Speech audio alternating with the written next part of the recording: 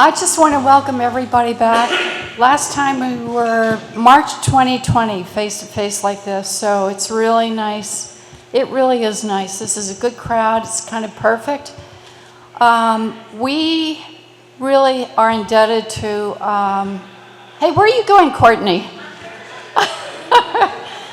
We're indebted to the vault room. It is a bank room, and they actually give it to us once a month, and that's huge because they've got a huge music presence here during the week even. So to have this room is invaluable. Courtney and staff, thank you so much for your help with this.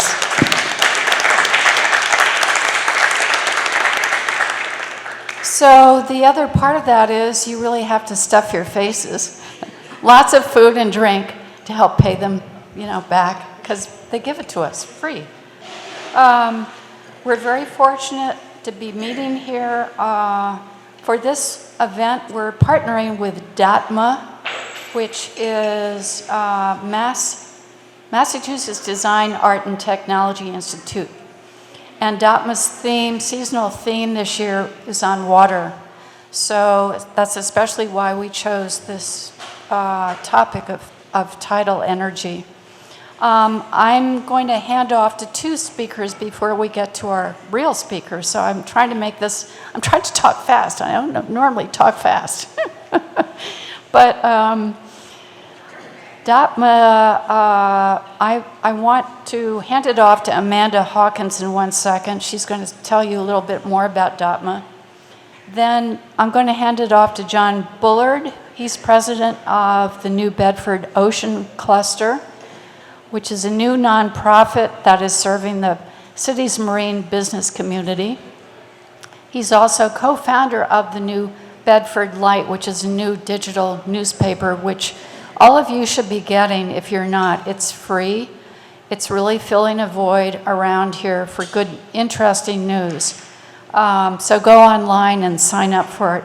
John is going to be he's going to be introducing us to John Miller, our speaker, who's falling asleep over there.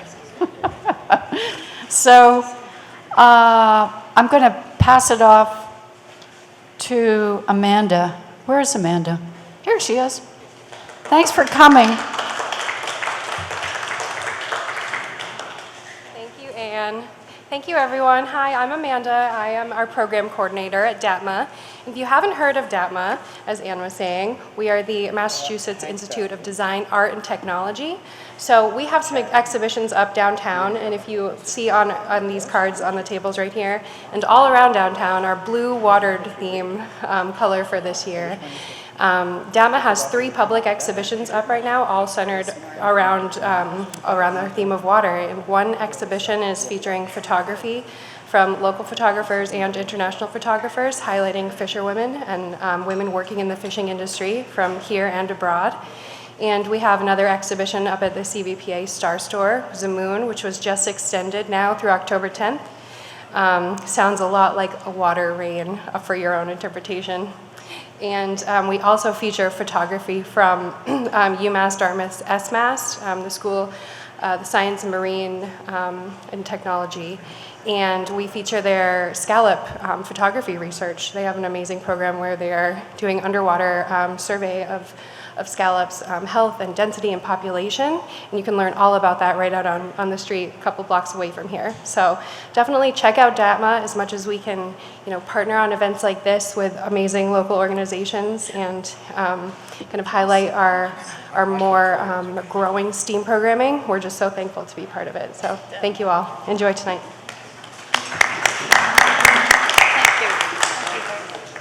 Good evening. I'm John Bullard. As Ann said, I'm president of New Bedford Ocean Cluster. Thank you all for coming out tonight and gathering in person. It's wonderful to be able to do that. I hope you're all vaccinated. I hope when you're not eating and drinking, you wear masks. And another key to safety is good ventilation. One of the things that creates good ventilation is applause, moving the hands. it creates good ventilation. So give yourselves a hand for coming out tonight, because thank you very much for doing that. And we know about vaccines and masks and ventilation because of science. And science matters. And we've had a few years when, even now, when people say it doesn't matter. And so one of the people I want to thank for making sure science matters is Ann Parson, who started the Science Cafe. Thank you, Ann, for doing that. It amazes me that we can gather here oftentimes when it's not as difficult, with full houses, to listen to fascinating talks on any number of scientific topics. Thank you, Ann, for bringing us together around science.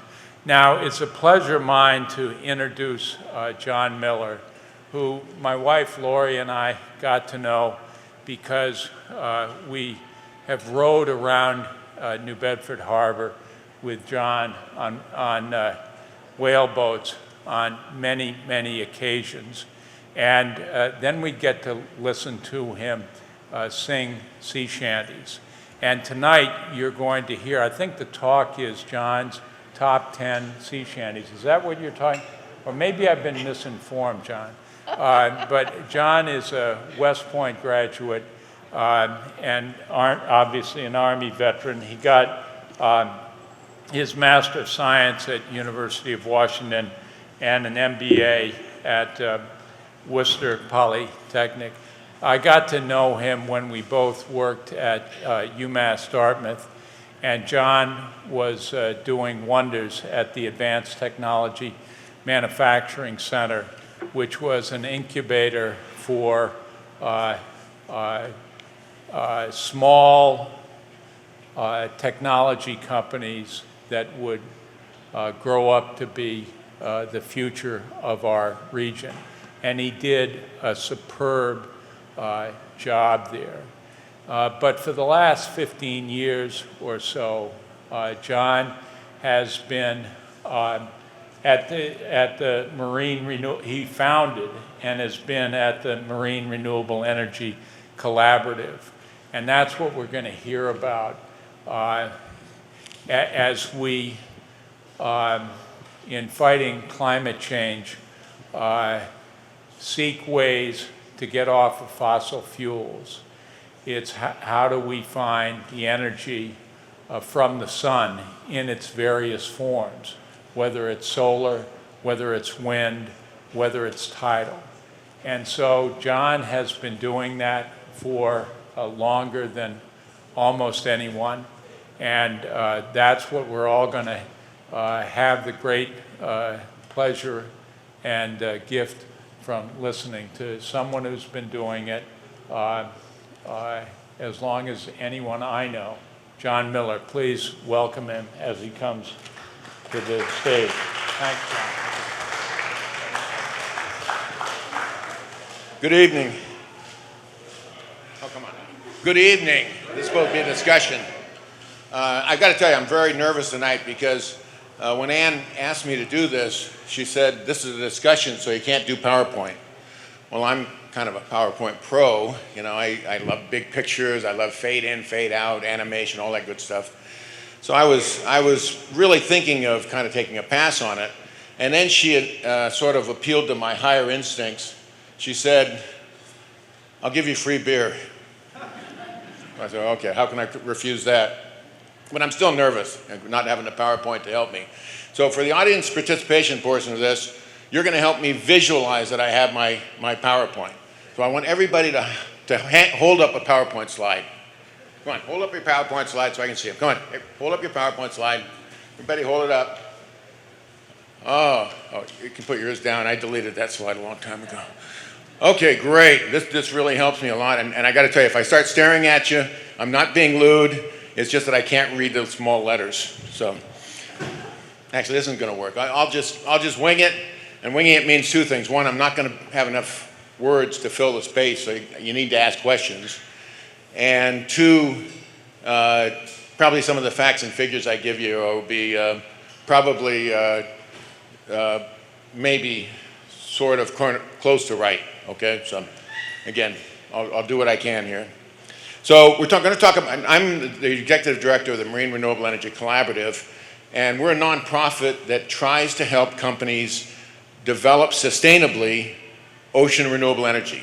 That's wave, tidal, and offshore wind. The last couple of years we've been focused really on tidal energy because it's something we have here in the region, and we've been focused on developing a test site, which I'll talk about later. So we'll talk about tidal energy. What does tidal energy come from? What drives the tides? Anybody? The moon, right? And is the moon pretty regular?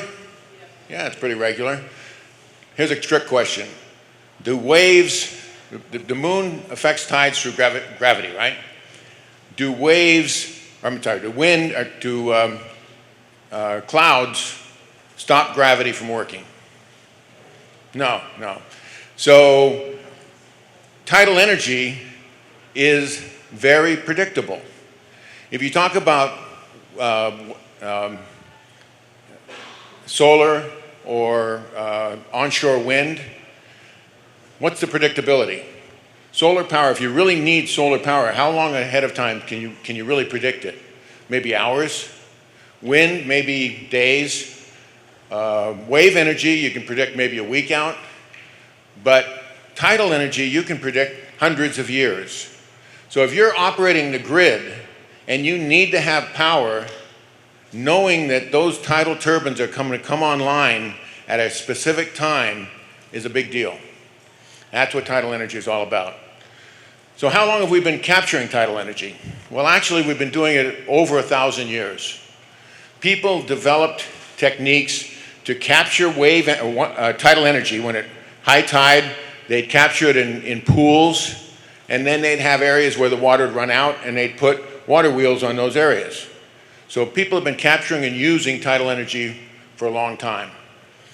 More recently, during the energy crisis of the 70s, people said, hey, we can do that. We can take an estuary and we can put a dam across it. Okay? We'll put a dam across it, we'll get very reliable power, and it's called a barrage. They built one up in Canada at Annapolis. They built one in France. The one in France has been online for more than 40 years. Very reliable power. But there's a problem with it. It's like hydroelectric. What's the problem with hydroelectric? Why aren't we building hydroelectric dams? Huh? Environmental issues. You dam up an estuary, you're going to ruin that estuary. You know, we have a beautiful hurricane dike out here, which protects the city, and we need it. But it stops the circulation in the harbor, and that's part of the reasons there are issues with the quality of water in the harbor. And a barrage absolutely stops the flow. It absolutely stops the circulation, and so it can kill the area. So nobody is building barrages except in China and Korea. And that tells you something about their concern for the environment. So if you're not going to do a barrage, what are you going to do? Well, instead of trying to take energy from the height of the water, you're going to take it from the water speed. So tides are driven by the moon's gravity, but the water flow is shaped by the land and how it's pinched. So for instance, in the Bay of Fundy, when it's running, it has more water flow through the Bay of Fundy than all the rivers in the world. So that's a lot of water. And we can put turbines in that water, and we call that in-stream. The predominant type of turbine right now for in-stream is what they call an axial turbine. An axial turbine is essentially a wind turbine. Okay? You have to put it on steroids to put it in the water, but it's a wind turbine, same kind of thing. There are some other technologies, and if we have time and anyone is interested, I'll talk about them, but that's the predominant technology today. So how good is tidal energy? Well, there's a thing called a capacity factor. Does anybody know what a capacity factor is? Okay, capacity factor is what is the percent of actual power you get out versus the rated power. So the manufacturer says a turbine is rated at a megawatt. right? It generates a megawatt of power. But because of a lot of different things, it doesn't quite get there. Maintenance, if it's solar, there's cloudy days. If it's wind, there's days that the wind doesn't blow. So the actual generation versus the theoretical generation is a capacity factor. No, so for capacity factors for hydroelectric, it's very high. It's like 90%, 98%. For onshore wind and solar, it's down in the 10 and 20% range. Tidal energy is about 35%. And wave energy is supposed to be around 40% when we get it online. Offshore wind, like south of Massachusetts, the winds are very strong, very continuous, so they say they're going to get a capacity factor of near 40%. That's yet to be proven. So anyway, so we have tidal energy, which is very predictable, and it has a pretty good capacity factor. So what else do we want to talk about tidal energy? Well, to develop tidal energy, you need to start somewhere and grow it into the size you want it to be. To develop a new technology like this, you have to start primarily in a university lab, where they take a small turbine and they drag it through the water. That's called a tow tank. Or they put it in place and let the water flow through it. It's a flume. The problem is, in a university, you can only test turbines up to a couple of feet in diameter. The full-scale turbines they want to deploy are 30 to 40 feet in diameter. So going from a couple of feet to 30 to 40 feet is a big jump. And the result is that all of the major manufacturers have had their blades fall off at some time. Why is that? Well, these turbines are rated at 4 knots, 4 to 6 knots. Can anybody, there's got to be somebody who's a sailor in here who can tell me what a knot is versus a mile per hour. Anybody? Oh, come on, somebody. Well, a knot's a little more than a mile per hour. So these things are being built for 4 to 6 miles per hour. But when you increase the water flow, or the area the turbine can operate in, you increase the amount of water by the square. This is the math test in the discussion tonight. But you increase the power by the cube. So if you double the amount of power, double the velocity of the water, you increase the amount of water going through by the square, which is 4. But you increase the power by the cube, which is 8. So 8 times. So it pays you to try and make these things or put them in faster water. And the major test sites in the world, the European Marine Energy Center in northern Scotland has waters of 8 to 10 knots. The Fundy test site, Force, has velocities of 10, 12, up to 14 knots. Now again, that doesn't seem like a lot, 10 miles per hour, but if you think about it, water is 800 times more dense than air. So a 6 knot velocity water flow, again, approximately 6 miles per hour, has the force equivalent of a 400 mile an hour wind. So these people are developing turbines to work in hurricanes. Imagine if when they first started developing wind turbines, if some smart guy had said, hey, the best wind is up on top of Mount Washington. You know, today you'd have a lot of broken turbines on the side of Mount Washington, and you might not have a wind industry. So it's been very difficult for these guys to develop these things and put them in those fast waters. And there's been a recognized need to have something in the middle, to go from that 3 or 4 feet diameter to the 30, 40 feet diameter. And that's what we're working on. We have the only test stand like it in the world in the Cape Cod Canal. It's designed for turbines of about 10 feet in diameter, and it operates there in about 4 knots of water velocity. So that's what we're doing. We're giving people the opportunity to develop a turbine that is partial scale, like the final turbine, can operate, demonstrate, show what it can do, and use that to get more money to then develop the full-scale turbines. What else did I want to say? So one thing I did want to point out was that if you look at the environmental issues, tidal turbines have almost no impact. And I say that for a couple of reasons. Number one, because they've spent millions of dollars studying tidal turbines, and they haven't been able to document any real impacts at all. They've studied seals, they've studied fish, they've studied everything. They haven't seen them impact the turbines. And the reason for that is very simple. Animals in the ocean have developed to avoid bigger animals with big teeth, right? So if you talk about a wind turbine where the blades are 100 meters long, the tip speed is going to be over 100 miles an hour.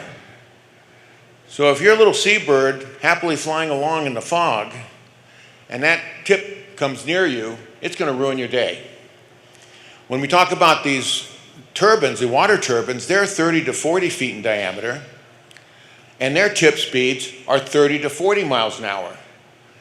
A great white shark swims at 35 miles an hour. So again, fish are used to being around that kind of device. The devices in our site are only going to have tip speeds of under 10 miles an hour. So almost no impact on the environment. Now, I can't say that when somebody finally gets to the point of putting 100 of these in, there isn't going to be an impact. That's something they still have to study. But individual or small groups of turbines have no impact. So where are we today? Well, the major development in the world is a site called MyGen in the UK. It's 4 1.5 megawatt turbines for 6 total megawatts, and they've been operating for about 2 years. There's a company called Verdant in New York that has turbines that are 12 feet in diameter, and they've been operating for a year and generate, I think each one of them generates about 250 kilowatts. There's a company called ORPC, which is up in Maine. They actually have a unit in the, near a tribal village in Alaska, because that's a place where you would get a lot of tidal energy and people that don't have access to the power grid, and they're generating up there. So that's basically where it is. There are tidals near commercialization, but not many of them. There are issues because we can build things to go in fast waters and survive, but it's expensive. And so as long as you have big government subsidies, you can do these things, but long term, we need to make them more cost effective. And again, that's part of the challenge of our test site, is to be able to develop newer technologies that are more efficient to capture tidal energy. I think that's about everything I wanted to say. Do you have questions? Got to be a question. Yeah. So some years ago, we visited Annapolis, Nova Scotia, and we saw that tidal plant you mentioned. So 6 hours a day it generated power when the tide would go out, and 6 hours a day when it came in. 12 hours a day you get free power. But my question is, as you know, the tides have to do with how far you are from the equator. So in Nova Scotia, you got these great tides. But would this work in Florida? So the question was, the tidal range is greater towards the poles, so you get more tides, you get faster water because of the greater swing in tides. Will it work at the equator? The short answer is probably not.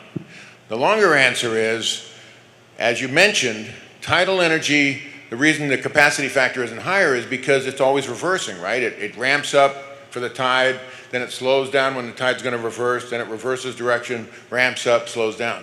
So you'll lose power during those times. But what if we can make tidal turbines that are effective enough, in-stream turbines that are effective enough, so you can put them in the Gulf Stream? Now you have generation 24 hours a day. Now the problem is, the two problems with the Gulf Stream. One, it's a little slow. It can reach 4 knots, but not everywhere. And it has a tendency to meander. So if you want to put a turbine in one place, it's hard to follow a meandering stream. But there is that possibility. So when I talked about tidal energy in terms of utility scale turbines, that's what most people talk about. But there is work going on and looking at trying to capture the energy in currents, in the ocean currents, which would be continuous. The other thing about our little test site is 10-foot size turbines make really good export turbines. If we can make very efficient turbines, we can export them for rivers in Africa or South America or small estuaries in different places. Again, if they're efficient, they can work at smaller scale and generate electricity, especially for places that are off the grid. There are some countries like Indonesia has some very interesting areas. They're closer to the equator, but the tides go through narrow enough gaps that the water accelerates. So it's a combination of the height of the tide, but also the geography and how it gets pinched. Other questions? Yeah. Oh, I wanted to know about the commercial viability of this. What do you have to do to make it commercially viable? Well,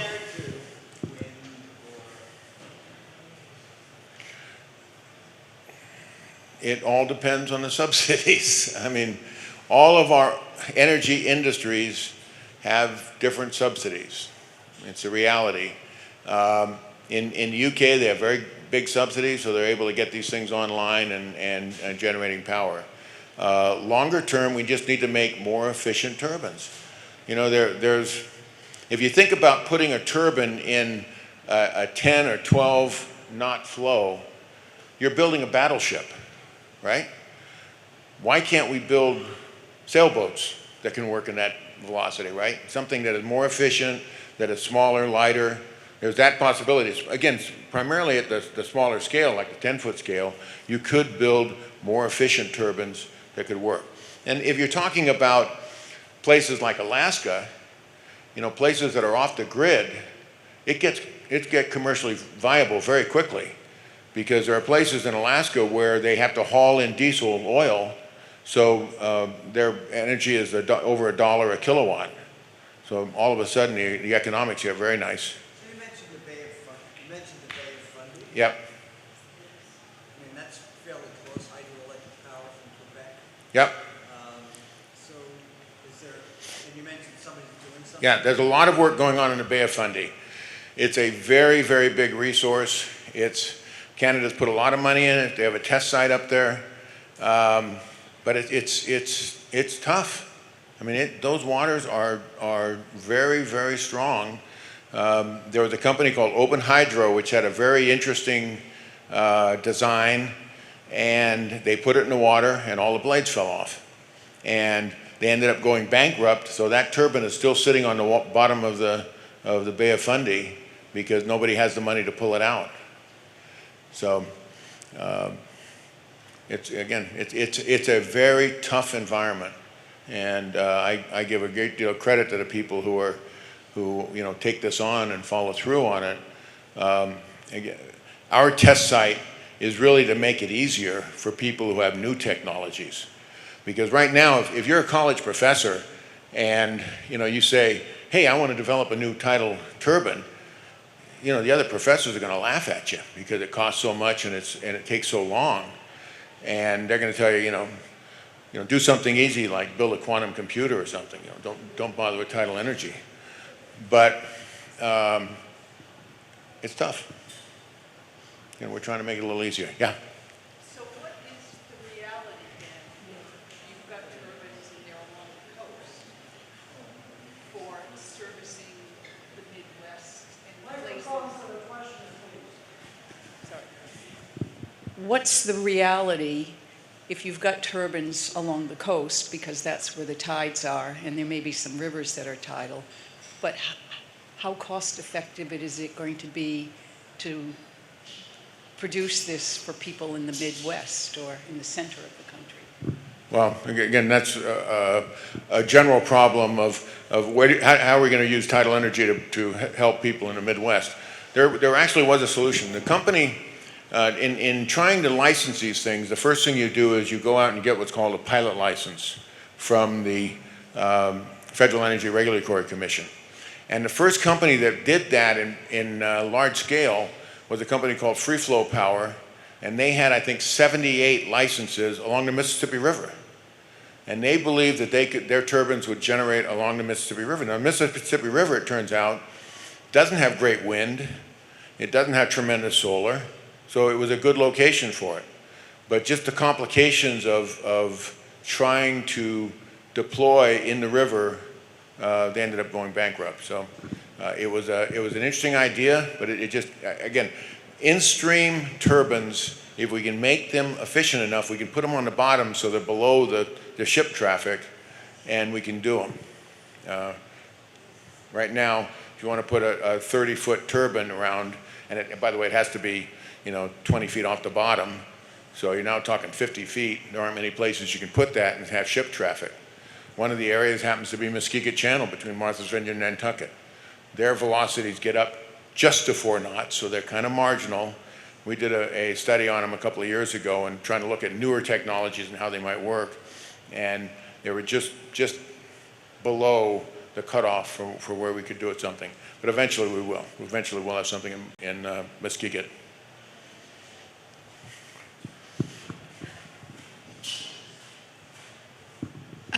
Does differentiation in tidal cycle in terms of diurnal versus semi-diurnal make a difference in terms of where you're looking at siting the turbines? Tidal cycle? Yeah. Does that make a difference, whether the tides flow on a 12-hour or an 8-hour cycle? A 6-hour cycle? Sure. I mean, it depends. Again, tides are affected by a lot of different things, and so what turbine makes sense for what area is a combination of those factors. To us, the real key is, again, having this test site where you can get more steel in the water, get more technologies through that midpoint. I mean, you do something in a university scale lab, people aren't going to take it too seriously. But at 10 feet in diameter in the Cape Cod Canal, people will take that seriously. I'm sorry. In your test in the Cape Cod Canal, has marine growth been a problem, and do you use something like electrical current to keep the blades clean? That's a great question. Basically, we haven't tested any turbines. The turbines we've tested so far have been testing their power curve. Okay, you want to do a power curve where you say at 1 knot, you generate this much electricity. At 2 knots, you generate. So a tidal flow where you're ramping up, you can do that. So they've only been testing for a week. We want to get people in there to test longer periods. Actually, one of the things that's been a very happy coincidence is we have a lot of sensor developers in our area. And sensor developers are coming to us and saying, can we put our sensors on your platform? And absolutely. That's an area in particular where they want to put them on for months so that they can see what the marine growth looks like and how they can combat it.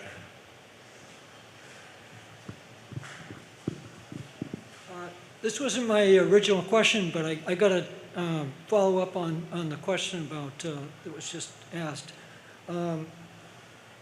Geez, now I've forgotten what it was. I'll do my original question. I might have missed this because I stepped out. Are there any grid-connected turbines right now operating anywhere? Yeah, there are 4 in Scotland, the MyGen system. I think there may be individual test units in France and Scotland. And I think there's 1 test unit up in Fundy. Huh? Oh, the one in UK is the biggest. It has 4 1.5 megawatt turbines. So it's 6 megawatts.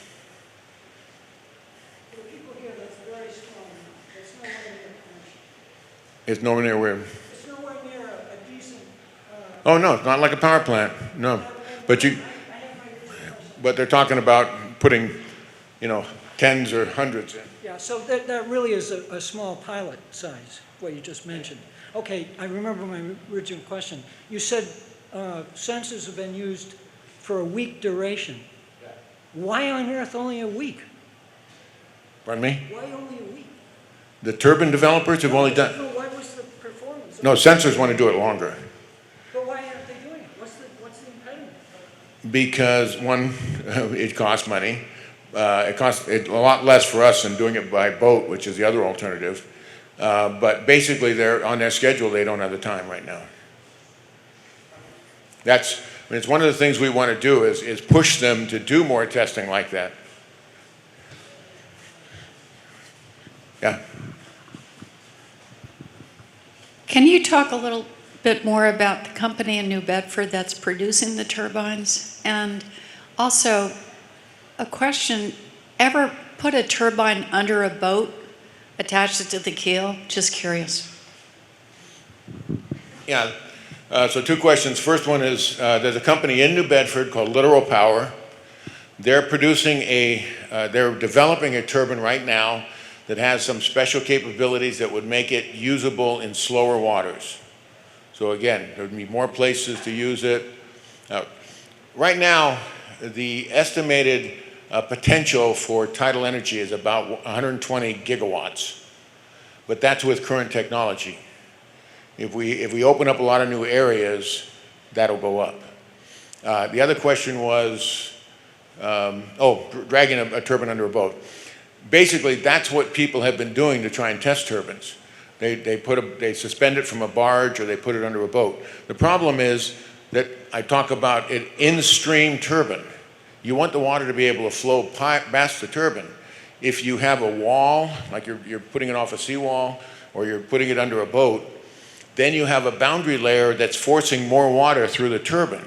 So it makes the turbine look more efficient than it really is. That's why we have the tidal test stand we have, is because it sits in open water. There's a gap of 20 feet between the legs of the turbine, of the legs of the platform, and we have a lifting arm that allows us to lower the turbine into the water and bring it back out for maintenance. So it's 20 feet between the platform, between the legs, and the depth of the water is about 30 feet. So that turbine sits in an open flow area where it's not affected by anything else forcing water through it. And so that's very important in testing, is being able to have it. And again, we have the only thing like this in the world. Yeah. So what has to happen to make this commercially viable, to make it successful? Like most things, you've got to go down the learning curve, right? More deployments, more learning, they'll bring down the costs. And that's the only way to really do it. Now, there are alternative technologies that are being looked at that could be more cost effective, but none of them are quite close to commercialization yet. Thank you for this evening.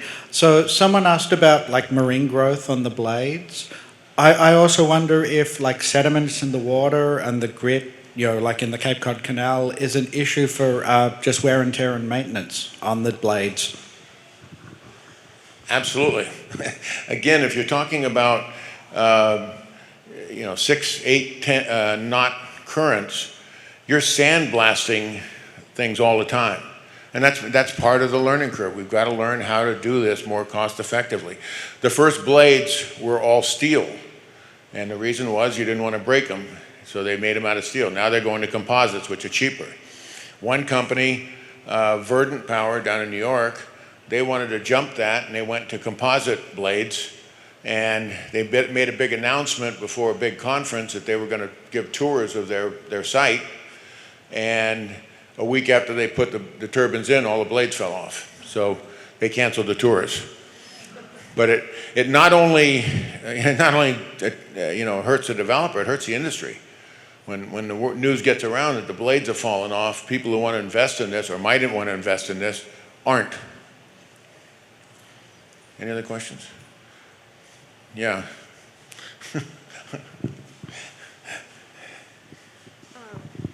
So a lot of times when I hear people talk about renewable energy, there's a lot of talk about the emissions or the energy to make the actual equipment for the renewable energy. And I'm wondering if there's been some studies around that. Is it offset the manufacturing of the turbines and such by the energy, renewable energy that they're giving us? Where will they be manufactured? Is that what you're asking? Yeah, and like the emissions it takes to manufacture. Okay. So the question is, if you look at the total picture of renewable energy, and you look at the amount of energy that goes into making things, and much of that energy is made from fossil fuel, then are you really getting the benefit of the renewable energy that you say you are? And the answer is maybe. And hopefully we get better over time. Hopefully we have more renewables to do this. It's an important question, because we just fool ourselves if we go out and burn a ton of coal to make something that will save a half ton of coal. You know, there are new technologies. I mean, we're excited about some of the new technologies. For instance, if you think of evolution as 1 billion years of product development for animals, you say to yourself, okay, in the air, you have bird wings that became the model for airplane wings, that became the model for wind turbine blades. And we're taking those wind turbine blades and we're putting them in the water. Well, you don't see a lot of wings in the water. You have fins and flukes. So how do you, if that's the way evolution pushed biology, this is biomimicry, why wouldn't you look for those kinds of capture mechanisms in the ocean? And there are people doing that. There are people who have things that are kind of like teeter-totters, right? That have flaps that go up and down. They're kind of, again, more mature, or less mature than the axial turbines. And there's some other newer technologies that are trying to do that. So that, again, one of the reasons we're excited about our site is because we can allow people to get things in the water a lot more cheaply and much more quickly. Any other questions? Getting tired walking around here. Well, I'm sure you would have had a slide on this, but my question is about the extreme weather that we know climate change is bringing to us, and how do we incorporate that into the planning for this type of energy? Well, again, we've talked about the fact that tidal energy is predictable. It has a fairly good capacity factor. It has very little impact on the marine environment. Another benefit is most of these are on the bottom of the ocean. So they're not impacted as much by waves and other storm activities, and can survive much more effectively. Another question? Yeah. Commercial viability is not actually a static thing. It's not an absolute thing. It's actually relative to the costs of producing energy in other ways. So if fossil fuels, for example, bore the real costs of the environmental costs, etc., maybe wave energy or tidal energy would be more relatively viable on there. And my second point is, I remember seeing people windsurfing up the Severn Bore in the UK. Is that one of the sites that they're using? The first question was, the costs. You know, again, it gives me a headache. It really does when you start trying to get into what the subsidies are for different industries and how you can incorporate real costs into production. So it's a nice thing if you could do it, if you could figure out a perfect way to do it, but it's I like to do things I can see and make happen. The Severn River is actually an area where they've looked at doing barrages. And there's a kind of barrage which is called a lagoon barrage.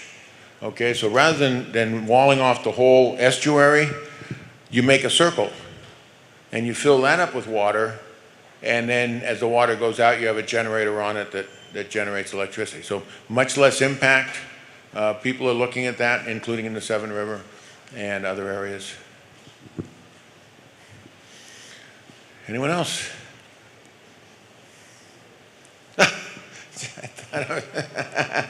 Okay.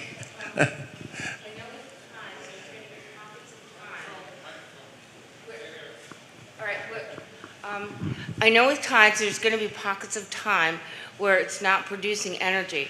How do they conserve the energy to fulfill what goes on after that? So if you have a tide going in and out, right, there's going to be pockets of time where there's not going to be energy produced. How do they conserve the energy so they can continue to extend the electricity or the power? Oh, you can go with that one first. Mine's totally unrelated. No, Yeah, so my question is more on, so getting buy-in from residential areas. We've talked about commercial, and I know as technology improves, costs come down, you might be able to do this at more efficient, small scale, you know, so how is the efficiency improved already? So maybe that later down the road, someone might be able to put an in-stream turbine off their dock to help generate.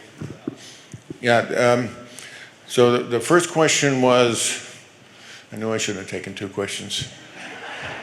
Let me get the second question first. Yes, there actually was somebody who was looking to put a turbine under a dock down in New Jersey. There was a place where there was enough water flow under it, but they never managed to figure out how to do it. So yes, there are specific, again, one of the things we're really excited about is these 10-foot diameter turbines or less could be put in a lot of very special places and do small amount of generating. We don't always have to think about doing gigawatt utility scale.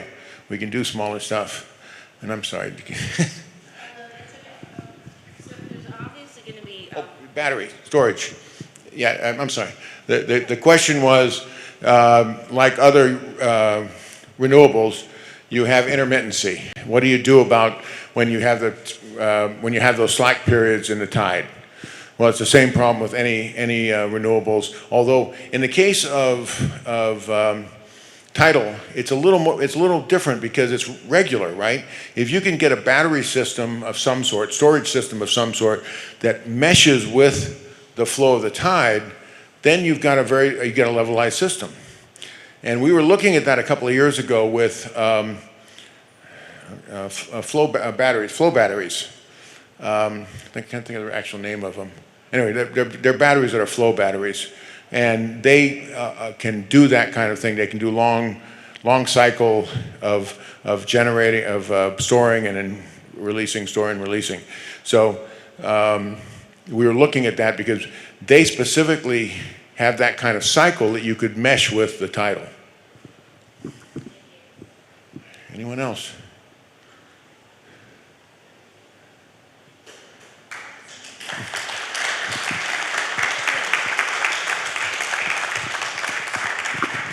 You were fabulous. Thank you so much. I just have another question about Europe, and is it happening much there? Tidal energy. Europe, or other countries where it's happening. So Europe is way ahead of us. The first major test site in the world was the European Marine and Energy Center in Orkney Island. And they went in, put $50 million essentially into building a test site for both wave and tidal energy, by the way. They can do both of them there. And so they are the gold standard. Anybody who wants to test a turbine and sell it, that's where they go. And the number is actually, maybe 8 companies have actually gone there and tested because it's very costly, even with the thing set up. But it is the gold standard. And so there are a number of countries in Europe, because of the location. And the other things the Europeans have is they have a funding mechanism that will fund testing. So you don't have to pay for the test, someone else will pay for it, or the government will pay for it. And so there are companies in France, because there's actually pretty good flow in the channel. So France, Norway, Sweden, Netherlands, Scotland, all of them have companies that are involved, and Germany. The Germans have a very nice little turbine. I was reading that South Korea has created turbines that actually increase like 40% of the energy along the coast in South Korea. That may be the barrage. They put in a big barrage system on one of their estuaries, and again, it's a very efficient, effective system just like a hydroelectric dam, if you want to accept the impact. Super. Thank you so much. That's terrific. And this is going on cable TV, so if you wake up in the middle of the night, turn on TV, you can see it over again. We also are filming it in a separate way where it's going to go on YouTube. Is that right? No, Facebook. Sorry. So you can see it over again.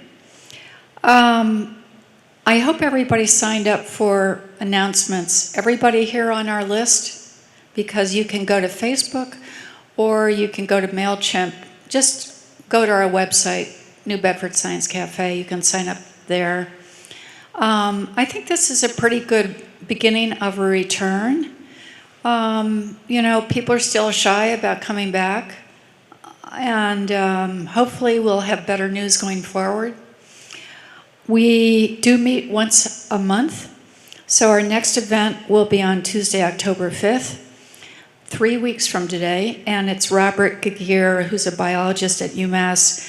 He's director of something called the New England Beecology Project, B as in bee. So he's going to be talking about the important job that bees do pollinating local plants. So what you can plant in order to attract bees. I think he's going to be really interesting. We've got a great season coming up, so please come back and bring lots of friends. Thanks for coming tonight. Bye.